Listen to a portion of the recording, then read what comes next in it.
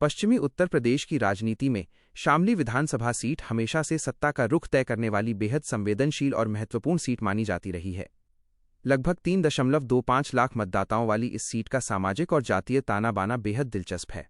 यहाँ सबसे बड़ा मतदाता वर्ग मुस्लिम समाज का है, जिनकी आबादी लगभग 90,000 है, जो किसी भी चुनाव में किंगमेकर की भूमिका निभाते हैं।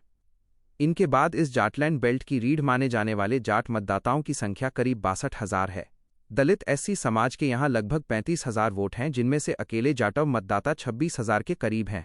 इनके अलावा अन्य पिछड़ा वर्ग, ओबीसी और सवर्ण जातियों में कश्यप समाज के 25,000, गुर्जर समाज के 20,000, वैश्य और जैन समाज के 8,000, ब्राह्मण समाज के 8,000, गडरिया और माली समाज के 7-7,000 तथा राजपूत समाज के लगभग 6,000 मतदाता यहाँ निवास करते हैं, जबकि अन्य छोटी बड़ी जातियों के मिलाकर करीब 55,000 वोट हैं। यह विविध जातीय समीकरण ही यहाँ की चुनावी हार जीत की पटकथा लिखता है। अगर पिछले 2 विधानसभा चुनावों के परिणामों पर नजर डालें तो इस सीट पर राजनीतिक मिजाज तेजी से बदलता दिखाई दिया है।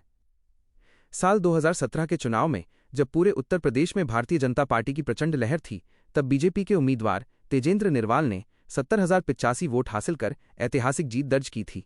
उन्होंने कांग्रेस के पंकज मलिक को करीब 29,000 से अधिक वोटों के अंतर से हराया था, क्योंकि उस समय गैर जाट ओबीसी और सवर्ण मतों का ध्रुवीकरण पूरी तरह भाजपा के पक्ष में था।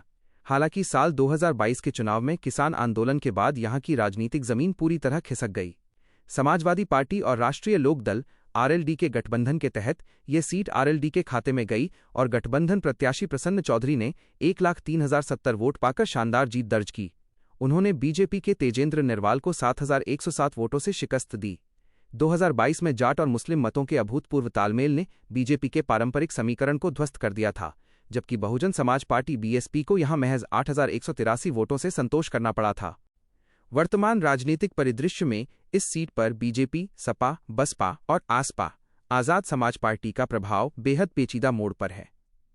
भारतीय जनता पार्टी बीजेपी का मुख्य आधार यहां के वैश्य, ब्राह्मण, राजपूत और कश्यप गुर्जर जैसी गैर जाट ओबीसी जातियों में बना हुआ है और आरएलडी के साथ उनके समीकरणों के आधार पर जाट वोटों का एक हिस्सा भी उनकी तरफ झुकता है। दूसरी ओर समाजवादी पार्टी एसपी की मुख्य ताकत यहां का 90,000 मुस्लिम वोट बैंक है, जो पारंपरिक रूप से बीजेपी को हराने वाले सबसे मजबूत विकल्प के साथ लामबंद होता है। बहुजन समाज पार्टी बीएसपी भले ही पिछले चुनाव में कमजोर रही हो, लेकिन यहां मौजूद 35,000 दलित वोटों पर मायावती का पारंपरिक प्रभाव आज भी बना हुआ है, और यदि बसपा कोई मजबूत मुस्लिम या ओबीसी उम्मीदवार उतारती है तो वो सीधे तौर पर खेल बिगाड़ने की क्षमता रखती है। वहीं चंद्रशेखर आजाद की आजाद समाज पार्टी एएसपी पश्चिम यूपी में तेजी से उभर रही है।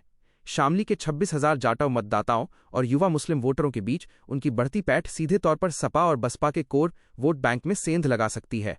संक्षेप में कहें तो शामली में जीत का सेहरा उसी के सिर बंधेगा जो इस जटिल जाट मुस्लिम दलित ओबीसी चक्रव्यूह को सबसे बेहतर तरीके से साध पाएगा।